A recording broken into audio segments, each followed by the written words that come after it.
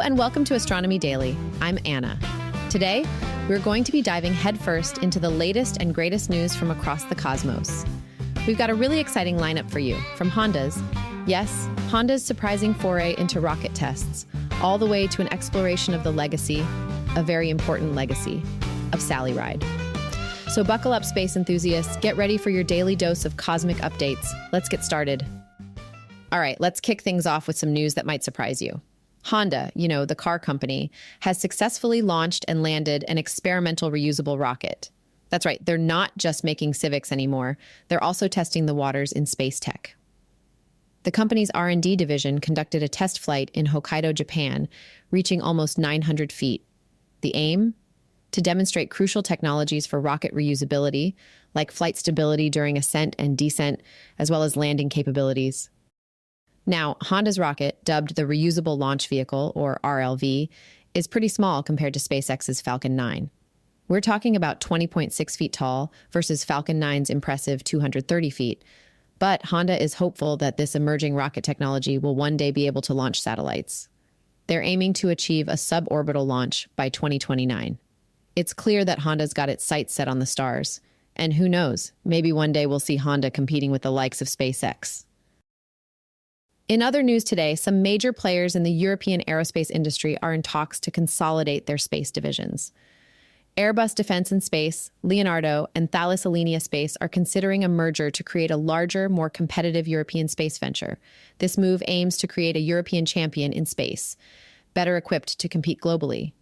The CEOs of these companies expect to make a final go, no-go decision by the end of July. They're currently assessing antitrust concerns, conducting due diligence on finances, and evaluating the potential value creation of such a combination. Now, if they decide to move forward, don't expect to see changes overnight. Securing the necessary European antitrust approvals could take up to 2 years before the combined venture can formally begin operations. The goal is to gain scale and speed by consolidating the business, positioning themselves to better compete with companies like SpaceX in the satellite market. Now, let's turn our attention to the ambitious plans of the Exploration Company, yet another new European space player. While they're currently focused on developing the Nyx spacecraft for cargo missions, they have their sights set on something even bigger: human spaceflight.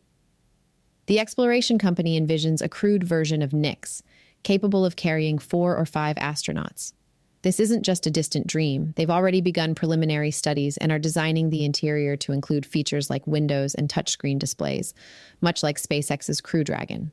However, transforming Nyx into a crew-rated spacecraft is a significant undertaking. The company estimates that it would take about 10 years and cost around 1.15 billion euros to develop a fully crewed version. They're actively seeking European government support, particularly from the European Space Agency, to make this vision a reality, as the costs are beyond the reach of private financing alone. Now let's look at something here on Earth. For a long time, scientists have wondered if passing stars, stellar flybys, could have altered Earth's climate in the past. It's a pretty interesting idea, right? Could a star zooming past our solar system actually mess with our planet's climate? Well, new research is disputing the idea that stellar flybys have significantly altered Earth's climate in the past 56 million years, including during a climate event called the Paleocene-Eocene Thermal Maximum, or PETM. The PETM was a period of rapid warming, with global temperatures rising by 5 to 8 degrees Celsius. It also saw a massive influx of carbon into the atmosphere and oceans, and scientists have been trying to figure out what caused it for years.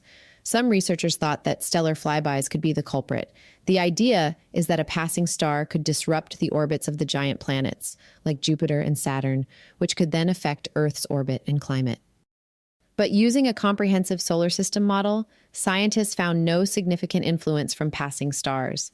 They considered all sorts of factors, including the positions of the planets, the gravitational effects of the sun and moon, and even the properties of the passing stars themselves. The researchers found that even when they simulated extremely close flybys, there was no significant impact on Earth's climate. So it seems like we can rule out stellar flybys as a major driver of climate change on Earth, at least for the past 56 million years. Okay, shifting gears now. National Geographic's new documentary, Sally, takes a deep dive into the life of Sally Ride, the first American woman in space. But it's not just about her time at NASA. The film also explores the private side of her life, which a lot of people didn't know about. The documentary reveals her nearly 30-year relationship with Tam O'Shaughnessy, which she kept secret for most of her life. It also touches upon her disillusionment with NASA after the Challenger disaster. You see, Ride was the only NASA employee to serve on the Rogers Commission investigation following the Challenger explosion. The documentary highlights how she wasn't afraid to challenge the status quo, and she even secretly passed along information about the O-rings to physicist Richard Feynman. What's really interesting is hearing from O'Shaughnessy herself. She talks about the challenges of being in a same-sex relationship during that time and the pressures that Ride faced to keep their relationship a secret.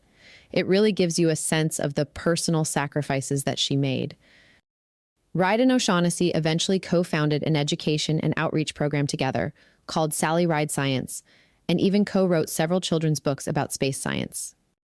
It's a pretty inspiring story about breaking barriers, both in space and in life. It's also a reminder of the importance of being true to yourself, even when it's difficult.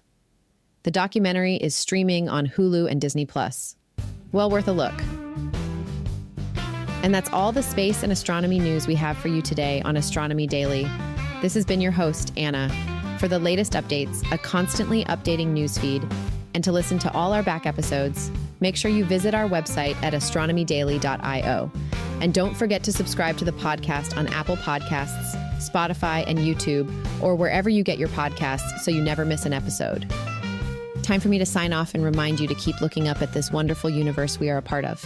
Bye.